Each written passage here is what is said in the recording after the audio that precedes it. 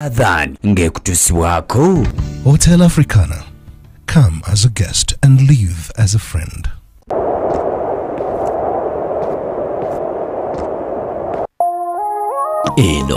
Yes. Adhan ngekutusibwako. Hotel Africana. Come as a guest and leave as a friend.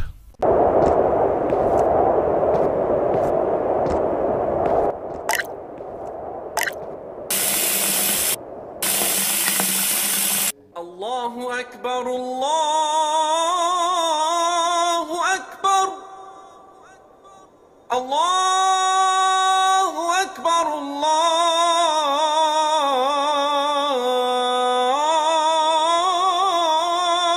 Akbar. Ashhadu an la ilaha illa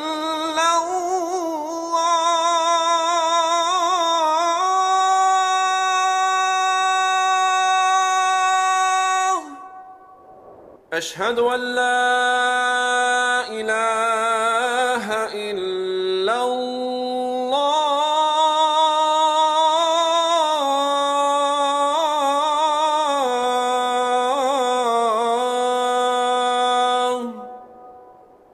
أشهد أن محمدًا رسول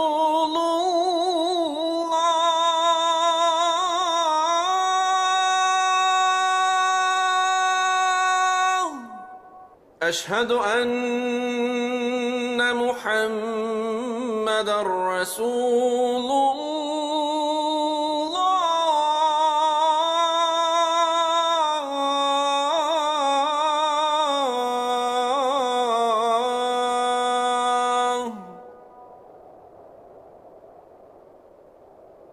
حي على الصلاة.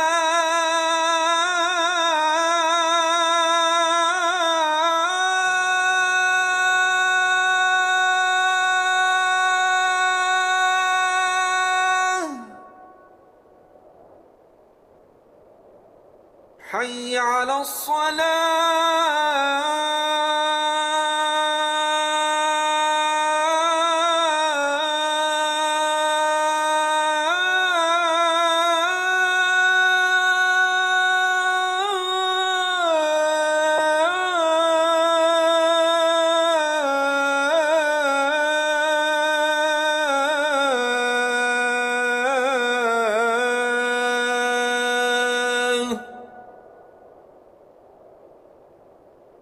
حي على الفلاح.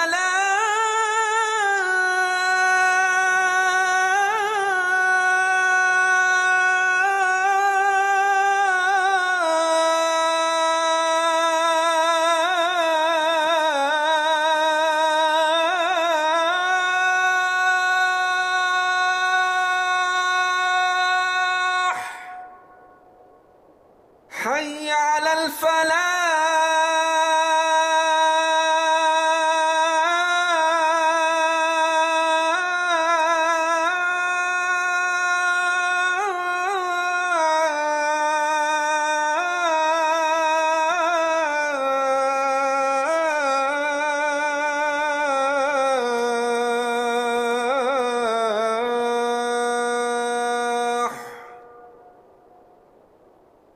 الله أكبر،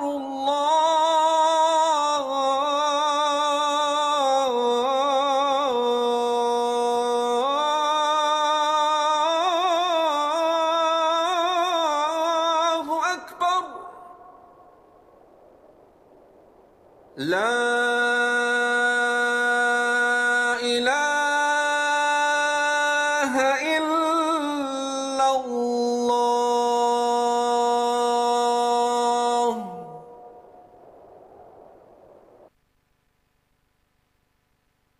Dua after adhan. اللهم رب هذه الدعوة التامة والصلاة القائمة آت محمدا الوسيلة والفضيلة وبعثه مقاما محمودا الذي وعدته. O Allah, Lord of this perfect call and this prayer to be established, grant Muhammad al-Wasila a high and special place in Jannah, and Al-Fadila, a rank above the rest of creation, and raise him to a praise platform which you have promised him. Adhan ngekutusibwako. Hotel Africana. Come as a guest and leave as a friend. Don't miss out on being part of the ultimate game changer. Omumanyiwa Salam TV is expanding nationwide, bringing life-changing prizes to all Ugandans. Everyone can win, including cars, Haji and Umrah pilgrimages, land titles, hard cash, home furniture, TV sets, and many others. Partner with us in this noble cause and let's transform lives together. Don't miss out. Call or WhatsApp 0776 988 064 or 0702 988 064 for more information.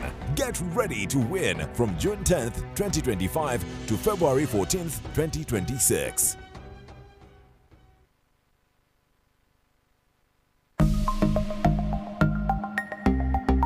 Better steady, be better. Ndabula abana Uganda mwenna mubeere steady obutagaba pini zammwe. Bana abafera abazze abagamba mbu tukusindikidde oko ssente tuwe pini yo ogaana simu tugenda gisalako. Ndabula abana Uganda mwenna mubeere steady. In partnership with Uganda Communications Commission and NBS.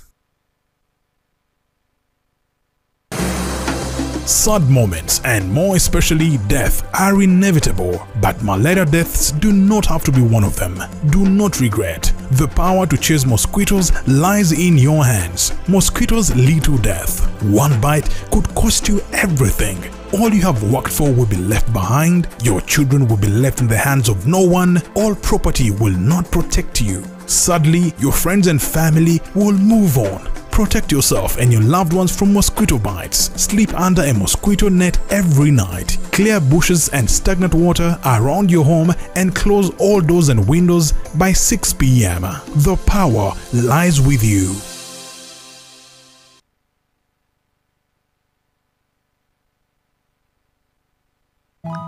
Yo fam, it's that time again. Finals. Oh yeah. Go TV. Let's go. Go TV. This is too big. The Premier League, La Liga, Champions League, FA Cup, Europa, and more. Finals. Stay connected to catch all the biggest football finals with your best football friend. Go TV. Love it.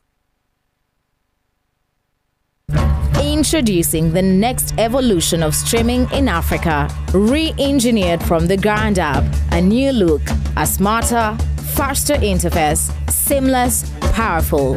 AfroMobile is now easily available across all your smart devices, smart TVs, smartphones, tablets, and more. From live TV and events to your favorite on-demand shows, AfroMobile delivers an ultra-smooth, uninterrupted streaming experience anytime, anywhere. Download and update your AfroMobile today. AfroMobile, authentic African stories.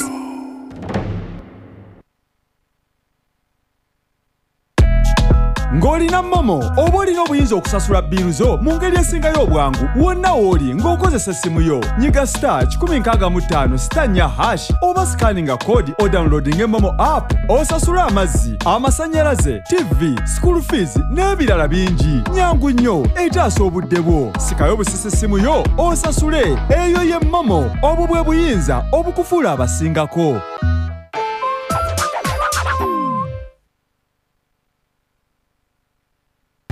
2026 is calling and your voters are watching, listening, scrolling and streaming.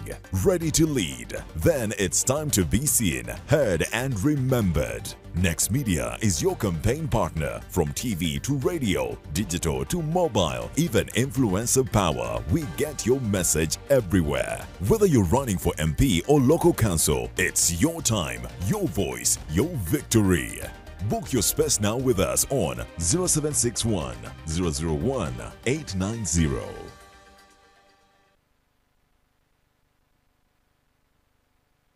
Jagenda Primary School ezemu kutegekera mega Kurane competition 2025 2024 yalimanga abayizi okuva mu primary and secondary be battunka era bavuganyiza mu bintu ebyenjawulo ebikwata ku ddiini y'obusiraamu omuli okuwandiika ebitontome ku bulamu bw'omubaka okusoma Kurani y'ekitiibwa okusoma ebiwandiiko n'okwanukula ebibuuzo ebikwata ku ddiini y'obusiraamu anti omuwanguzi wakwewangulira olugendo lw'e Makka ne Madiina ng'akola wumula n'aba Makka Madiina omuzadde mu ggwanga alindirira mpaka z'akamalirizo ng'ennaku z'omwezi 2 omwezi ogw'omwenda 2025 olwo nga 21 omwezi ogw'omwenda 2025 twongere okutegeera ebyafaayo by'obusiraamu byonna ku mukolo mawuuno gano abawanguzi bwe bakwasibwa ebirabo byabwe anti mega Kurani competition okumanya ebisingawo kuba ku 0772 40 42 ne 0704 03 87 06 biwagiddwa Jagenda Primary School ne Makka Madiina ajjande umura mega Kurani competition 2025 ku Jagenda Primary School. Eno ye Salam TV.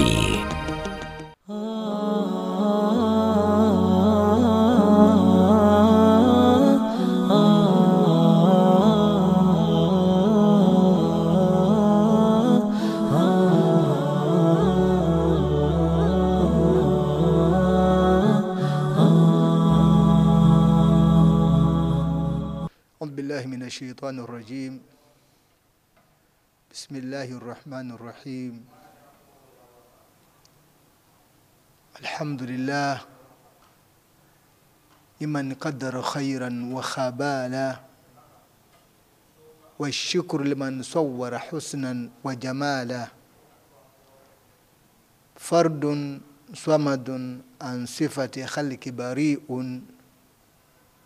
رب أزلي خلق كمالا ثم الصلاة والسلام على نبينا وحبيبنا محمد المصطفى اللهم صل عليه وسلم تسليما.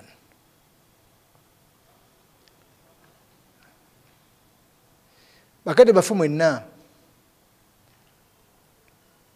abali ku Salamu TV nga bulijjo abaddu n'abazana ba Allah abayisiraamu bannaffe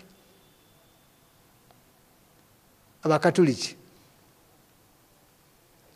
abakristaayo born again abaorthodox namwe abatalina ddiini basebo ne banyabo munzikirize nate mbalamuseeko n'ekiramuso kyaffe Allah kyeyatukwasa kigamba nti assalamu alaikum wa rahmatullahi wa barakatuh. Bannaffe abalala tubagamba nti Mukama mulungi, nti ye Mukama mulungi obudde bwonna era oze embeera ze. Allah tumwebaza n'amatendo agasinga okuba amalungi newankubadde tuyinza gamalayo era katumusabe Allah w'ekitiibwa asse ebyengera n'emirembe ku Mukama waffe Nabi Muhammad sallallahu alaihi wasallam, ebyengera n'emirembe bere ku ye ne ku abo bonna abamuyambako basahaba be okutambuza ekigambo kya la ilaha illa Allah, kigamba nti mu nsi muno teri kyesinzibwako obuddewo Katonda omu yekka bw'ati ayitibwa Allah.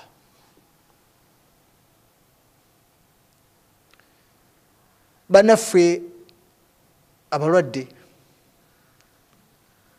tubasabire Allah abasaasire, abali mu malwaliro ag'enjawulo ngo abasaasire, bannaffe abafiiriddwako abantu baabwe abantu baffe namwe Mungu abasaasire abakyusizeemu ekisinga okuba ekirungi ate ne bannaffe abo abafudde Mungu abasaasire bibakolanga birungi Allah tumusaba tumwegayirira abwe musera ebyabasoba kunga abantu Allah tumusaba danga tumuwanjagirira abasaasire abasonyiwe kwetiri atasobya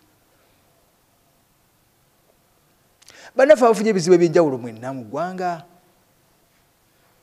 Allah tumusaba buli omu yenna Mungu amalire ensonga ze kubanga ebizibu tebiggwayo ate ebizibu munsi tebijja kuggwamu bijja biddiŋŋana buddiŋŋanye naye Allah tumugamba nti Allah tusaasire ebibi bigwana wala Allah tumusaba abisule mu nnyanja bwatanabifuna Mungu atusaasire nze naawe ebizibu ebyo emitawaana emiswiba Mungu agisule mu nnyanja Allahumma amin bakadde baffe nga bulijjo tugenda kwogera ku birungi bya Nabi Muhammad sallallahu alaihi wasallama olw'ensonga nti tuli mu mwezi gwe yazaalibwamu gwa Rabiul Awwal era ennaku z'omwezi nga 12 zijja kuba Rabiul Awwal 12 zijja kubanga ennaku z'omwezi 4 ogw'omwenda omwezi oguddako insha Allah ennaku 12 mwezi gwa Rabiul Awwal olwo olunaku Nabi Muhammad yazaalibwamu ujja kubeera Lwakuna next week. Kati katwogere ku bintu byakola enneeyisa yali etya Mungu agambira billahi minash shaitani rajim ya ayyuhalladhina amanu lima taquluna ma la taf'alun kabura maqtan 'inda Allahi an taqulu ma la taf'alun إن الله يحب الذين يقاتلون في سبيله صفا كأنهم بنيان مرصوص. Mungu ayogera mu aya eyo suratu Saf ngayogera Nabi Muhammad yeeyisanga atya kyavuga agamba nti ya ayyuhalladhina amanu abange mmwe abakkiriza. Mungu yayogera aya eyo ng'ekakko Nabi Muhammad sallallahu alaihi wasallama nga Allah agamba ya ayyuhalladhina amanu abange mmwe abakkiriza Katonda.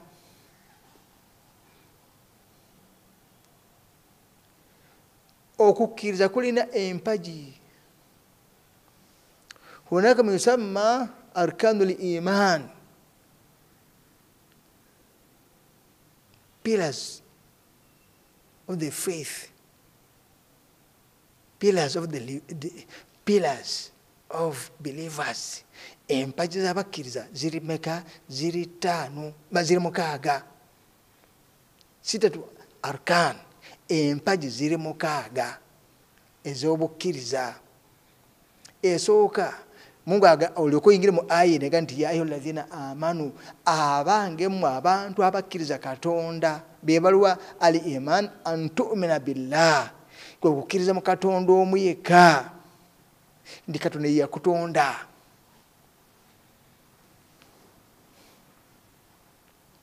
Oyagala bugagga diri Allah subhanahu wa ta'ala dakumusala omusabe. Oyagala mwana diri Allah genda osabe Allah subhanahu wa ta'ala. Obufumbo buganye genda eri Allah subhanahu an tu'mina billah, kiriza mu Katonda omu yekka. Buli nsonga yonna saba Katonda. Kwa Mungu yagamba ud'uuni astajib lakum, munsabe mbawe. Mungu yagambye akwede ofagati munsabe mbawe. Kati omukkiriza yenna olina kukkiriza mu Katonda omu yekka. olwadde Allah yaleese so siga nti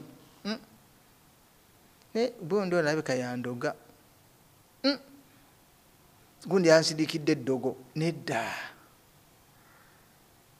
kkiriza mu Katonda nti Allah yageze ate Allah tagera birungi byokka Mungu agezesa oteeka okimanya nti Allah agezesa idhan peje esooka an tu'mina billah okkiriza mu Katonda omu yekka nti Katonda gyali yantonda yamala ensonga zange ofunye ekizibu ki Allah yakireese Allah wena okusaba omusabe omwegayirire wallahi Allah awulira innahu samiun qaribun Allah awulira era ali kumpi naffe wa mujibun ate mwanukuzi wa malaikatihi ni bamalayika ba Allah gye bali n'okubakkiriza gye bali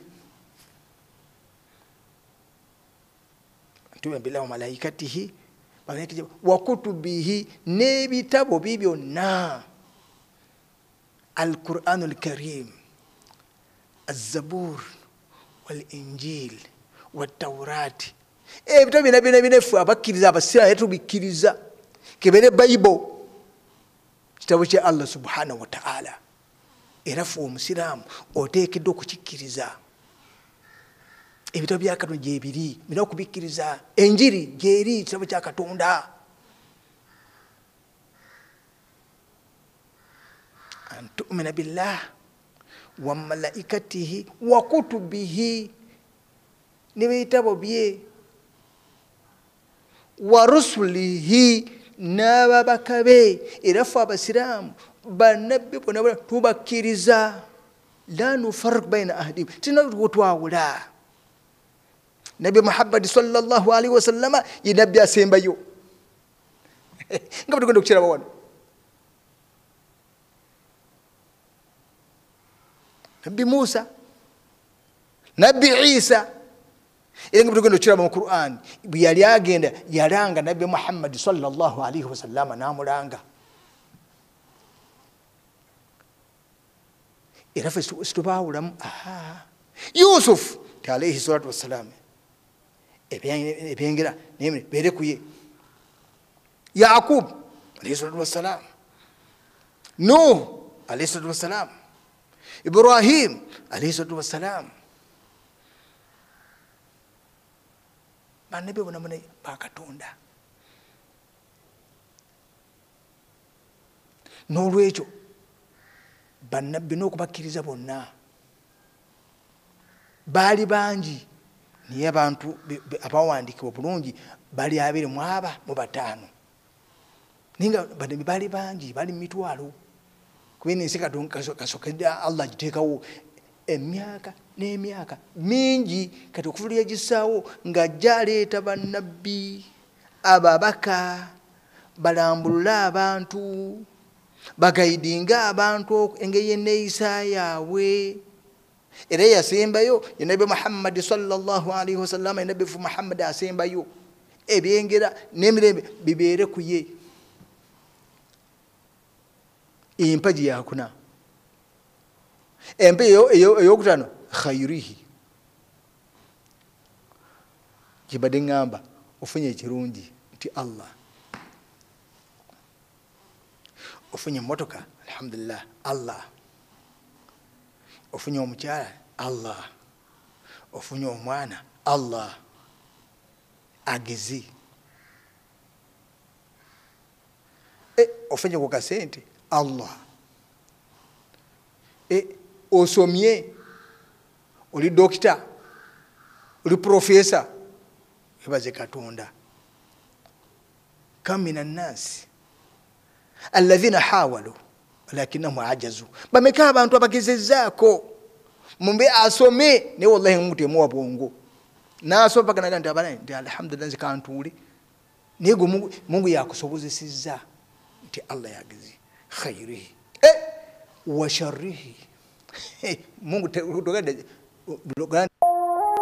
eno ye Salam TV. Ah Mungu tugende bunaku jwa lwa kutaano atakugeredde Mungu ageze ofumbiddwa owasizza Mungu tokwadde mwana nga badaffe era abumwe bali Allah yageze ozadde omwana afudde Allah yageze ozze omukyala agenze Mungu amuse afudde Mungu yageze ofunye accident kugulu bakujjeeko Allah ageze olwadde kansa omumamiro bakulimeko oggulu Allah yageze Allah buli khayrihi wa sharrihi min Allah ebirungi n'ebibi Allah yabikolaki yabigera ate era nga bulijjo Allah tegera kibi era wakonti olaba nti omwana anfuddeko ate nonga nti ate Mungu ageze bulungi gwe ddala gwe nedda ssebo okkiriza oba oliawo omwana yandikufukidde ekizibu Mungu tagera kibi era ffe abasiraamu kyofuula batugamba nti alhamdulillah buli kijja alhamdulillah Allah tumwebaze alhamdulillah Allah tumwebaze alhamdulillah kakati oyo mukkiriza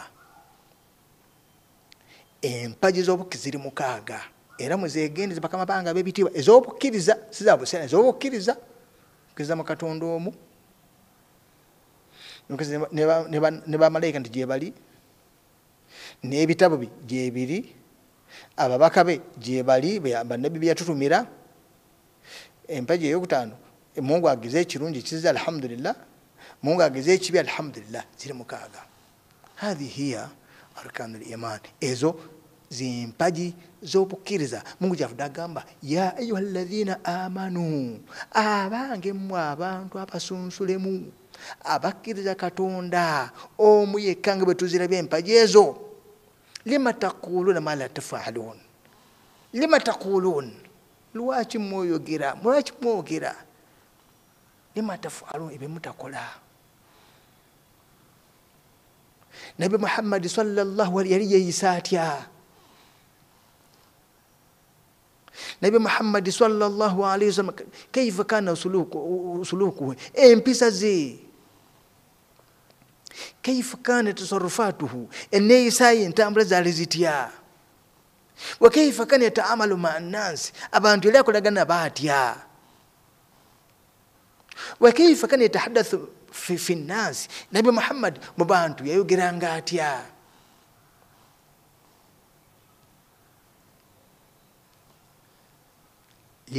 lima taquluna ma la tafalun lwaki mwogera ebyo bye mutakola n'olimba muno n'omutambuza omulaganyisizza ate obusobozi ng'obulina lima taquluna ma la tafalun lwaki mulaganyisa bye mutasobole Rasul atugamba nti ayatul munafiqi thalatha empaji z'obunnanfuuzi ziri ssatu omuntu omunnanfuuzi yaliwa amakulu nti omuntu Allah agambi lima taquluna ma la tafalun lwaki mwogere bye mutakole Rasul atugamba nti ayatul munafiqi thalatha empaji z'omunnanfuuzi ziri ssatu idha haddatha kadhaban omuntu omunnanfuusi era nga ye mubi yoyo ayogera nga alimba bulimbi musajja omulaganyisiza bwana Ismail ojja kujja wano insha Allah onekizibu nti oyagala emitwalo 5 ogenda kukola nti nja kuwa emitwalo 2 tikali n'otambuza omusajja paka lwakoowa lima taquluna ma la tafalun lwaki mwogere bye mutakole kabra maqtani inda Allah an taqulu ma la tafalun kibinyeri Allah subhanahu wa ta'ala okwogera ekyotokole idha haddatha kadhaba omuntu omunnanfuusi yoyo alimba buli kyayogera nga alimba bulimbi batogamba nti oyo saabalimba talimba ne balimba idha haddatha kadhaba buli lwoyogera oba olimba bulimbi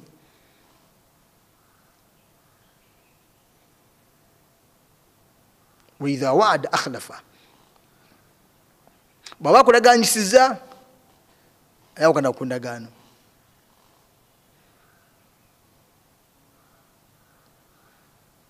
bameka batulaganyisiza bameke batulaganyisiza okuyamba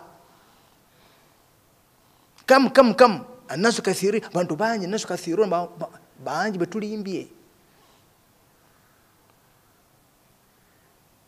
sajagala buyambi mulwadde noga nti akati inshallah kiwedde genda webake janwe nakuzo mwezi nga 5 ogwomwenda okutola muwezi nakutuuka nakuba essimu nolimba nomugamba kino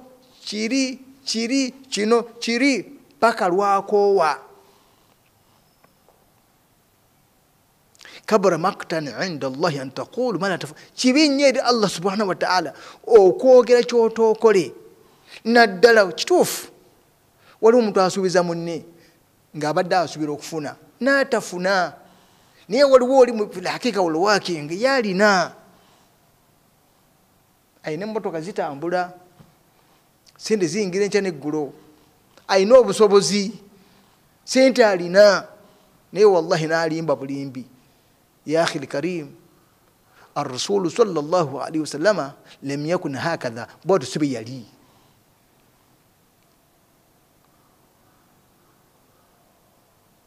omunanfuusi idha haddatha kadhaba waidha bwabanyumya alimba bulimbi waidha waada akhlafa bwaba akulaganyisa ayawukana ku ndagaano wadha utumina khana Allahu akbar bwoba mutereza ekitereso kye wallahi akumpanya tibukira ku makya noganda sente zino obudde bumpiseeko nzifunye obudde bugenze kanzitwale wa Murushid ono azinterekere paka enkya ziza kutambula nazo sanakuwa milioni 5 bukya kumenya oga nti wampale milioni 2 oyo naaba akuyambi naga nti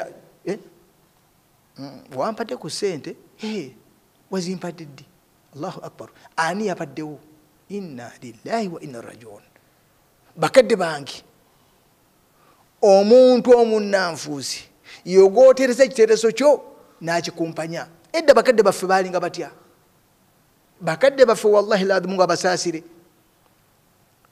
nga bwogenda mu katale oggula ente nagamba nti njiguze eyo tolina sente z'omuwadde oba ogiguze ananga mugijjeyo hajja agiguze ne bagijjawo oyo nagenda anunya sente najja nasasula naye kati kusaba yali kikyasoboka ekyo nti ente njiguze eyo ate olaba akumba sente z'omuwadde cash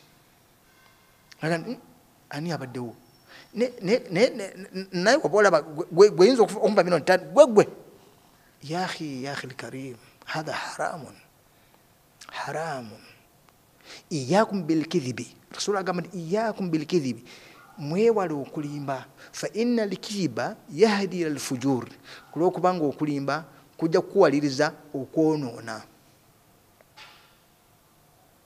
wa inna alfujura yahdi ila an-nari ate obwonoonyo okwonoona kwoyonoonyo okwo mukyavuddaga nti kabara maktan inda Allah an taqulu ma la taf'alun okwogera kyotookole kijja kutuuza muliro jahannama arrasulu kana aminan nabi wafu Muhammad yali mwesigwa yali mwesimbu yali wa mazima nga talimba oye rasul naye kati ffe obulimba twagifuula nkola obulyaza amaanya twagifuula nkola yaffe era bw'okyogerako abamu aga nti ayogera kyoyo inshallah katumulimu katono tudde inshallah tuli kumulamwa nti nabi Muhammad sallallahu alaihi wasallam eneyisa yali nungi naffe tugezeeko okumugoberera tugezeeko okukola nga bwe yakolanga yali ayogera atya yali yeyisa atya nebakyala be n'abantu bonna yali atya kana mustaqiman yali mwesimbu inshallah tukumawo inshallah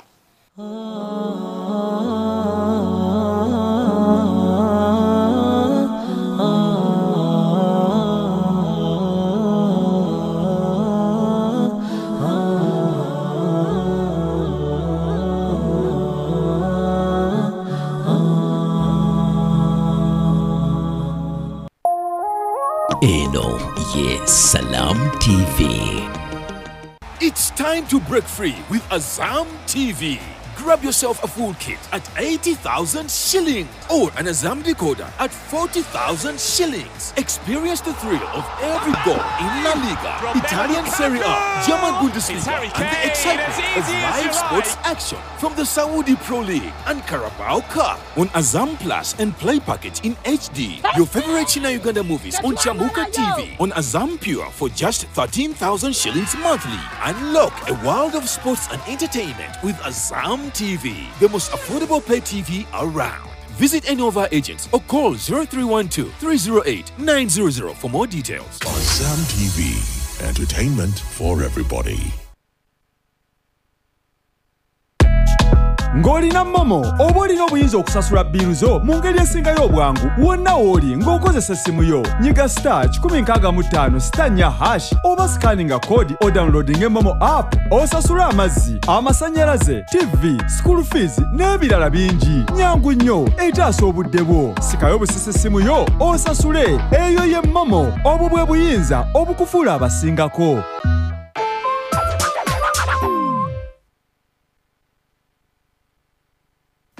What MPs do not do. MPs do not construct or repair roads, bridges, hospitals, or schools in their constituencies. They also do not have to contribute to weddings, funerals, or pay school fees. MPs, as your elected officials, exist only to represent you in the Parliament of the Republic of Uganda. Your Member of Parliament is your representative. Make your voice heard. This message is brought to you by the Parliament of the Republic of Uganda. ng'olina momo olina obuyinza obukufuula musiga nsimbi era n'otandika okwefunira akasente aka buli lunaku ku ssimu yo nyiga star 165 *7 hash olw'otandika okusiga ensimbi okutandikira ddala ku singi 10 lwokka ng'okozesa momo investor. Ate ekisingayo obulungi osobola okuggyayo ssente zo mu buliwo ekiseera kyonna. Eyo ye momo, obwo bwe buyinza obukufuula abasingako.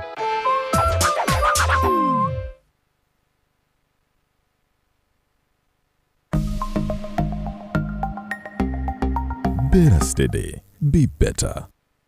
Sometimes I've been affected by those who send me money, by those who tell me send money on this number. If you don't send, we are going to switch you off.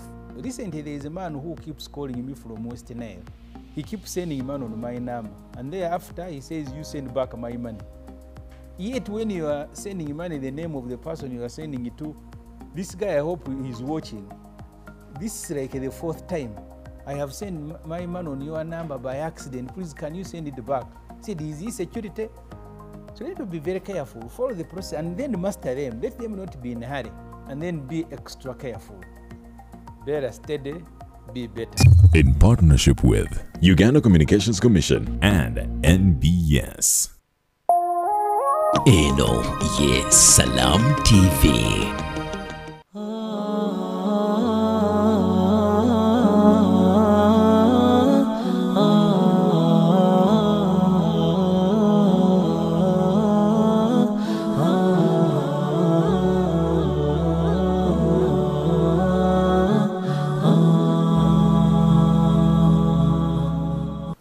Bismillahi rahmani rahim. Bakadde ffe biti batukomyewo. Omulamwa gwaffe gwoni nti guno omwezi gwa Rabiul Awwal omwaka 571 Nabi Muhammad olunaku omwaka gwe yazaalibwamu. Nabi Muhammad yali wa mazima, yali mwesimbu ate yali mugabi. Nekati kusaba ya leero njagala otunuulire abantu bakyagabanga bwekisanidde okubeera ensangi zino. Rasuli eyitalimba naye kati twakifuula kulimba bulimbi. Waliwo ebiseera omusajja yajja n'aŋŋamba nti seeka munange nfiiriddwa, omukyala anfuddeko, ndi mulago, mulamba mayita eri mulago. Muwulize bannanyi bakamu bange ayambadde mungi okufiira ye n'ekkanzu. Wallahi seeka wange omukazi anfuddeko munnange, konze nga kibi nnyo. Badde omuntu okufiira omukazi nga kitalo nnyo ssebo tukoze tutya nengamba ku basiraamu tusonda sente waliwo genda kubira naga nti kati agenda emaiti agenda kuzika agenda kuzika tugenda kuzika bondi sembabule mubuuze motoka sende meka sewulira motoka sende meka tikatubuuze kwange tubuuza biseere batoga mitwalo 3 sinaga nti sere kanzi kusindikira ku simu yo kati asindika sende nango tusonze rafule mitwalo 6 kati ngoma ngande yese kanti tukoze nti kati mwe sende nedda tuwe tumuyambeko munaffe ajje tugende mulago tulabe ate anabeera ate ne mayiti bannange nawe okiraba tikijja tugende era tujja munaliza wali ku masjidi yaffe y'emulago mu Yusufu Mutimba awo konze kituufu konze sebo mukadde waffe nti akati engeri okuyamba tujja kulekerera munnaffe kitalo nnyo naye kati tugende ffenna nti kale naye kati kangendeko wali wundi wali mumpe mudakika 5 malo gendako wali nzije kubanga waliwo mugano nga abaddanizi mugambe kitujje ffenna musajja nga agenda ati yakomawo tiyadda lwaki alikidhiba obulimba gwe n'olowooza nti bano batawaane bakulumirirwe basonde sente mu bulumi berekereze mu bulumi kumbe wallahi olimba iyakum bilikidhibu mulekerawo okulimba Nabi Muhammad sallallahu alaihi wasallam kana rayal ghanami yali mulunzi wa mbuzi omulimu gutulaba nti gunyomebwa wallahi ladhi yali mulunzi wa mbuzi nefuka tunyoma emirimu abavubuka mwitirizo okunyoma emirimu genda opote genda mukatale wetike emigugu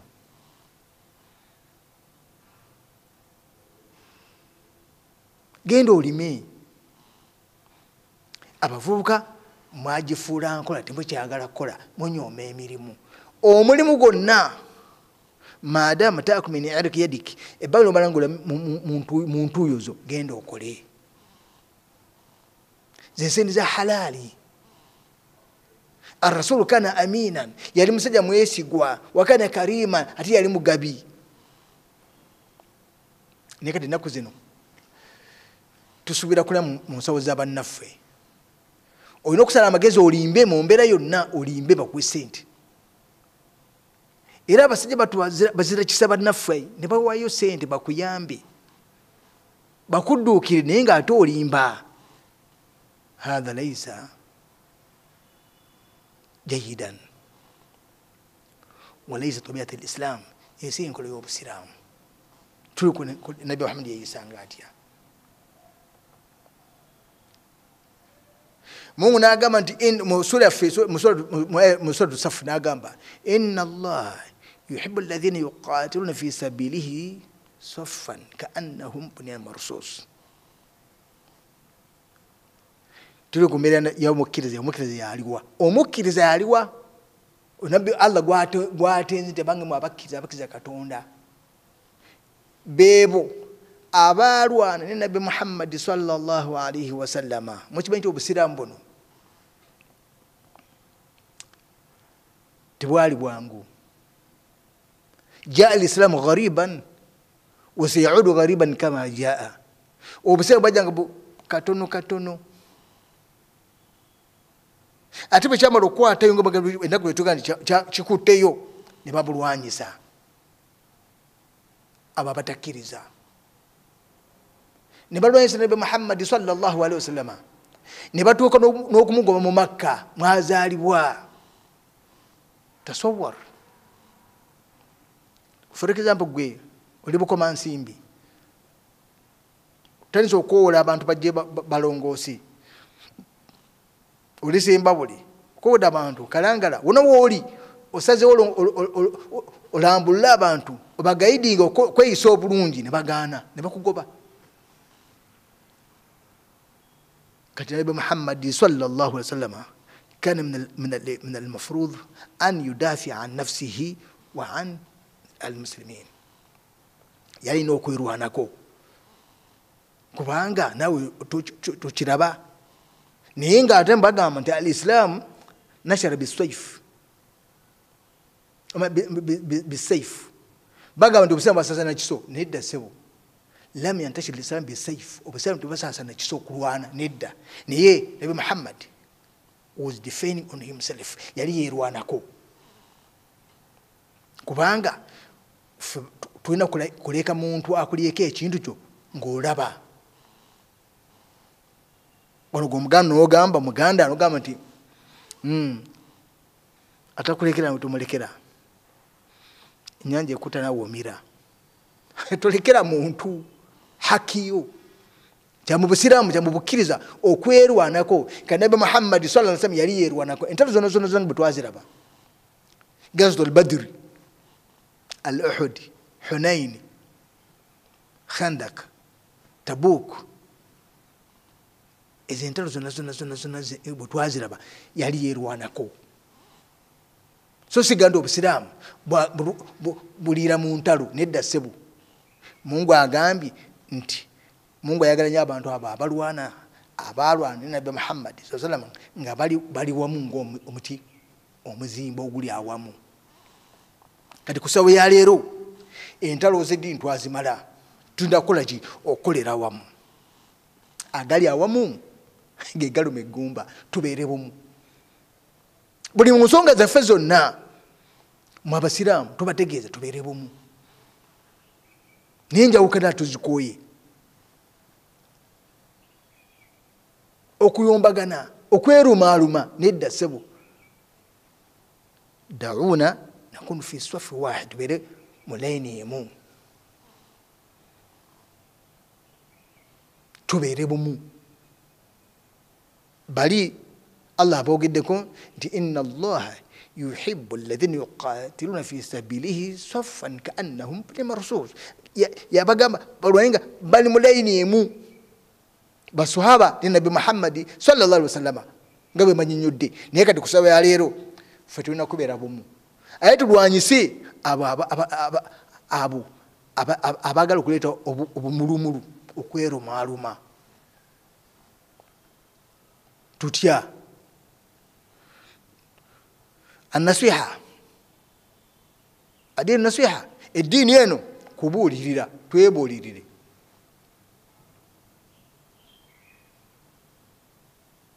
tubeere bumu kwa Nabi Muhammad kyali kigenderwaki kati kusaba ya leero tuli mwezi wa Rabiul Awwal gweyazaalibwamu Nabi Muhammad yagala enjawukana Nabi Muhammad yagala okwerumaaluma Nabi Muhammad yagala okuvuma wakati kusaba ya leero tuvumagana nogenda kazindaalo oli ku TV nga bendi ku TV novuma buli kiramu kyonna okivuma wallahi guni mukafiri gundi ali bwanti naye enjuga twagidibya bannaffe tobayita bakafiri nga bambogeddeko abakristaayo abakatuliki abaorthodoxi babona again si bakafiri tubagamba nti tutuule nga bolaba debate kati twogeraganya yawe tubaliza bannaffe ab'enjiri bakoze omulimu munene batone bannaffe abo nga tugende Bible egamba etya Bible egamba ABCD Qur'ani ABCD era tufunye bangi basiramuse mu kkowa eryo debate al-hiwar kwogeraganya era ekyavaamu bakaddefu ne basawo ekibiina beta URCU Intelligence Council of Uganda ekibiina ekifuga amadiini nga kivaawa nti tutwetwogeraganye ebifo ebyo His Eminence the Mufti of Uganda the Republic of Uganda Dr. Sheikh abadde chairman w'olukiiko olwo for long time naye nga bafuka mu bisanjasanja lwaki twagaddeyo twatwogeraganye hadha yerenko ya Nabi Muhammad sallallahu alaihi wasallam gutolaba yali omusajja ayali omunaswara Rasul yamuteezanga ebitala bye emundu ze tuyite mundu ebitala tebiseera ebyali ngo biso niye emundu ze RPC ze nga azitwala wa musajja nga yazitereka arakamanahu lam yakun musliman amuro kwati yali musiramu kiti baganda bafwabo twagala tubenga tutambula nabo الرسول كان يتحلى بالاخلاق الفاضله يلي امبسنga za waguru langa bensiba nchogerako mu yamuganda tukono mugamba wa innaka la ala khuluqin azim nabi Muhammad oli kumpisa esinga okube nungi empisa bakamba bafa ebitibwa empisa zirizitia gwe oyinaka womukamwa niyo yomba biyombi novumoli kumirimo netuwemula ababodaboda ogandi ye bantu bankula kibano wallahi alazim lwaki owemula lwaki ono n'omulimu gwo gwa bodaboda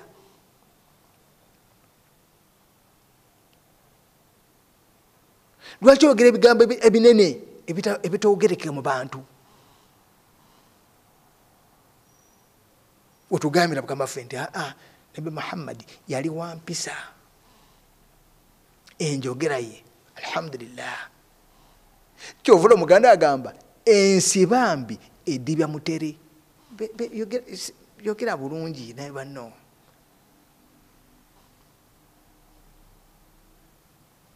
olugambo bulikowudi gundi akoze bwati ero batunoga nti anti oyo iwamulire waffe kalibuli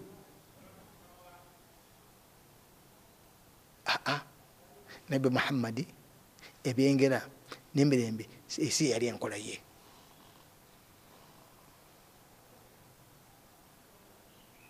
abana omwogera muteesa family omuyimidde otya wewe nali olinga mzeeyi obe yafwa nayagala emmali yo nettaka lyonna nebibanja bibere bibye ya rabbi gwe obe baganda bo olw'okwagwa omu ku baana bakulu tanti kati omanyi nze mukulu ate kati ffe bali baana bato ya rabbi obusiba obusiraamu fe Mungu agamba lidhakari mithlu hadhal unthayaini nti omulenzi afuna 2 omuwala afuna 1 omuntu abanga afudde emaali egabanyizibwa wakati w'abaana be oba oli mukulu oba oli muto mufuna kyenkanyi nga muli balenzi bulogandi ate munnaye nze mukulu kitufu webala alhamdulillah oli mugwe mukulu naye mu maali ya taatawo mali ya kitammwe mufuna kyenkanyi sajja afudde ti alese millions 4 abalenzi muli 3 abawala 5 tukola tutya odira bana abalenzi 3 n'okubisa mu 2 ne bafuka 6 butugaba bafuka 6 bana abawala 5 n'odira 6 guli abalenzi bakubisa 2 n'ogatta ku 5 ne ba 11 kati n'ogaba ebintu ebyo mu kubigaba ng'ogabira abantu 11 11 omala okutematema nti guno abantu ono noli milioni 4 gabizaamu abantu 11 nti bwekimala okuvaamu abantu bali bati n'olwokuddira kino ekisigaddewo eky'abantu 6 n'okigabira mameka abasatu bafuna 2 kati oli afunye omuwala nabanga afunyemu bwe busiraamu nigo kulowooza bulowooza nti kati gwe emali yona yiyo oluba gw'omwana omukulu tekikola obulyaza amaanya hatha dhulum obulyaza amaanya era si enkola y'obusiraamu nga toli yeerimbeka munaye sheikh nze sheikh weyakuba banno obasi obusiraamu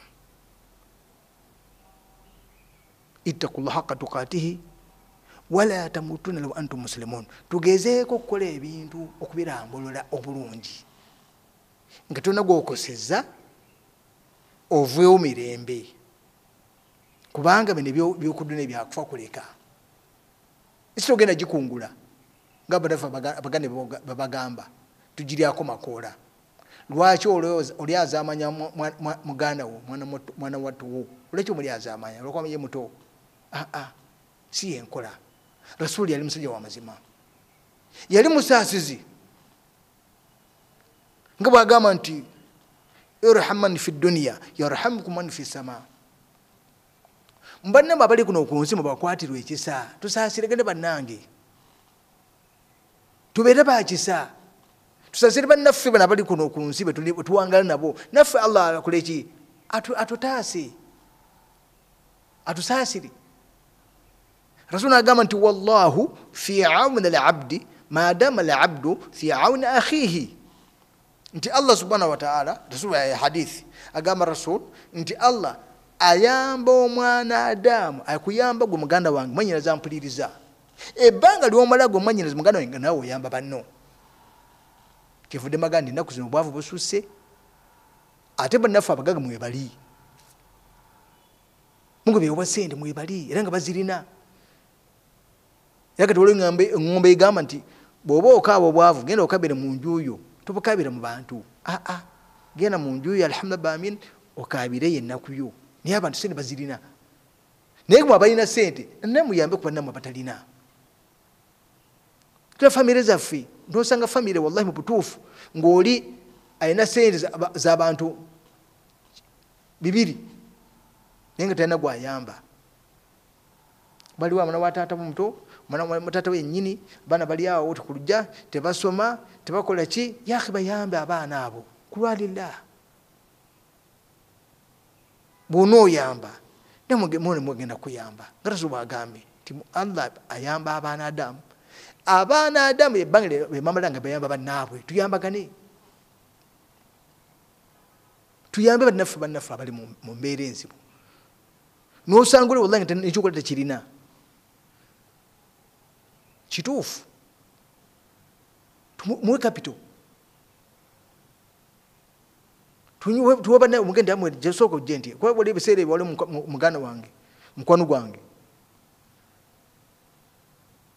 namugamba nti waliwo omusajja omugezi tuli mu ofisi ez'eddiini mani waliwo omusajja ali wano atawaana alina esukulubiza abaana be naga nti amusee mugamba jje nawe ni musajja gwe nti okuwa sente tijja kuyamba kati naye wali agadde kola mulimu ki takati munange nti njagala nfuma chapati bwe nfuma chapati bunaku bazirya ate musana gamba nnyo okufumba chapati nti kapita sente meka ti mitwalo 5 namuwa mitwalo 10 cash down naye sala kudde okulaba ng'osaba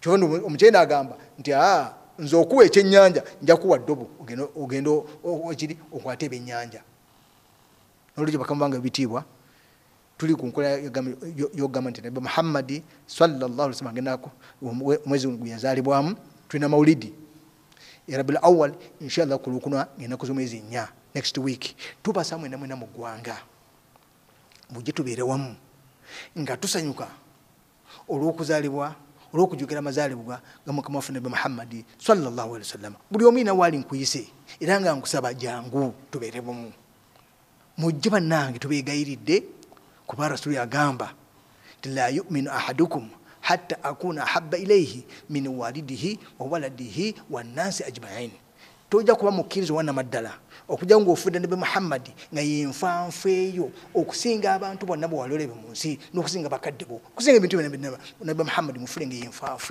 yenfanfu eyo noli tukusaba mujje tusanyuke tujje mujje tubeere bumu abagamba nti bida fabiha wa neema wetojja naye si bida kubanga tusanyuka tugendewa tubasaba n'obuwombeefu bungi mujje inshallah ku mawulire mwana batumidde tulembagana ngezi bwana Ismail nkutumidde ali mu byuma mukadde waffe a Dr. Abdul Karim Kalisa nkutumidde nnyo kubanga okola kyatendo okutulagana nga tusomesa abantu dini y'obusiraamu ne timu ile ya Salam TV muganda muto wange Murushid nkutumidde nsembya okutuma mukadde waffe His Eminence the Mufti of the Republic of Uganda Dr. Sheikh Ramadan bajje ne timu yuna iri Uganda muzimu mukazi batumidde nimbagamba nti tubujje inshallah tubeere wamu ku mawulidi yaffe y'okujjukira amazaalibwa ga Nabi Muhammad nsigire ni muganda wammwe Sheikh Muhammad Murushid Saad Ibrahim Luwemba Sekulu Fudawa Uganda muzimu mukazo. Assalamu alaikum wa rahmatullahi wa barakatuh.